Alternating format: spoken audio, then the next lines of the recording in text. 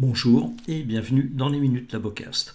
Aujourd'hui, nous allons aborder la création du compte dans l'environnement Shining et les paramétrages de base, ainsi qu'un aperçu de la version cloud du logiciel. Ces informations concernent les 3 scanners Shining que nous distribuons, le Aural Elf et les 2 élites, filaires et wireless.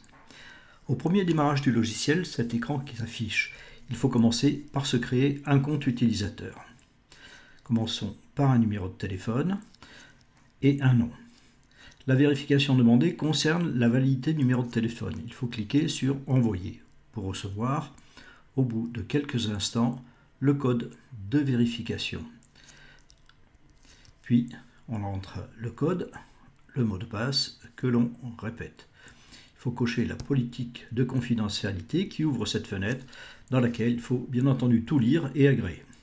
Puis, s'enregistrer. Voilà à nouveau sur cette fenêtre, on s'enregistre à nouveau. On revient donc sur la fenêtre de départ et là vous rentrez à nouveau vos identifiants et en cliquant sur la petite coche de mémorisation, il ne sera plus nécessaire de ressaisir ces infos les prochaines fois. La prochaine étape est la création d'une structure, votre cabinet par exemple, et valider. Voilà, la requête étant entendue, c'est terminé.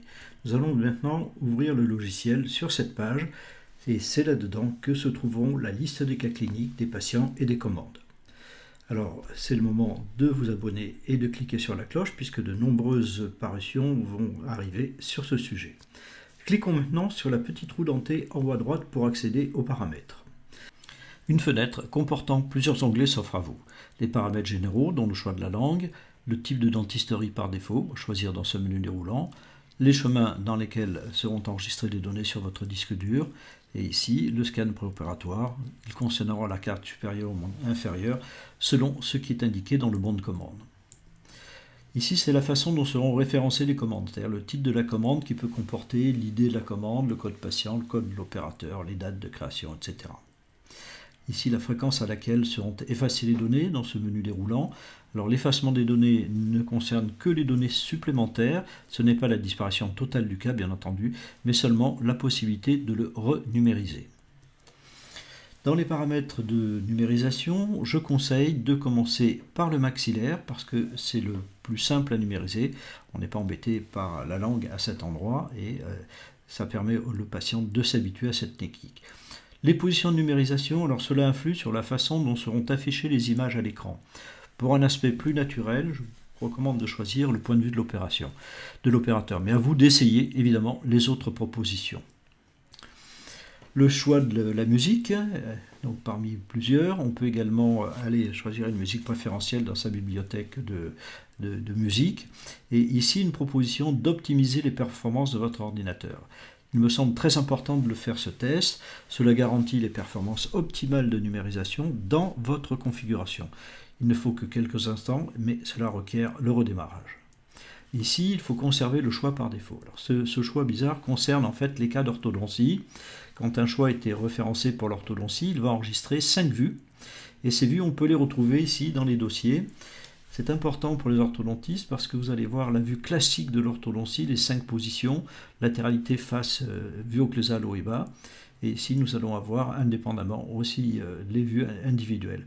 Donc toutes ces vues font partie du dossier quand il est envoyé plus tard, effectivement, vers les correspondants. Nous allons trouver ici dans cette fenêtre, lorsque le scanner est connecté, les diverses informations, dont dans ce cas le charge de la batterie pour la sans fil et la qualité de Wi-Fi entre la base et le scanner, également le chauffage de l'embout.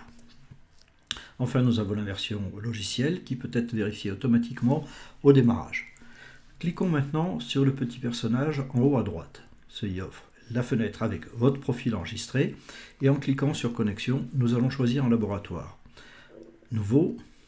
Le menu déroulant affiche les laboratoires disponibles à partir de ce que vous avez tapé dans la bande d'annonce. On choisit Labocast, bien évidemment, et on valide. La requête est transmise. Elle est indiquée en attente jusqu'à acceptation et elle sera confirmée de cette manière. Revenons sur le profil. À partir de là, vous pouvez éventuellement vous déconnecter, ce qui vous ramènera sur la fenêtre d'accueil et ici, pouvoir changer de compte. C'est d'ailleurs le cas à chaque démarrage. Voici maintenant la fenêtre contenant les commandes enregistrées. Vous le voyez, la présentation se fait d'abord sous forme de vignette. nous avons un aperçu des numérisations qui ont été réalisées. Mais on peut également faire apparaître sous format liste des patients. Dans ce cas, lorsque l'on clique sur le nom d'un patient, eh bien, nous verrons apparaître les diverses commandes qui sont sous ce nom. Dans la partie droite, nous avons ici des petites flèches qui indiquent, avec cette flèche ici, que ce cas a été numérisé sur un autre ordinateur. Pour le faire apparaître là, il suffit de télécharger. Et nous allons le voir ici apparaître dans la liste des commandes après avoir été téléchargé. Donc on peut rattraper un cas qui est fait sur un autre ordinateur. Depuis cette fenêtre également, il est possible, puisque nous sommes dans une formule cloud, d'accéder à ces informations depuis n'importe quel autre ordinateur en rejoignant l'Internet. Ici, nous sommes sur Internet, on retrouve tous les fichiers associés à ce compte. On va pouvoir les afficher en cliquant sur le nom de la commande et on voit ici les empreintes qui ont été réalisées. Vous voyez qu'il est possible de les examiner sous tous ces aspects. Également de contrôler l'occlusion. Donc nous avons une quasi complète de tout ce qui a été enregistré depuis n'importe quelle source.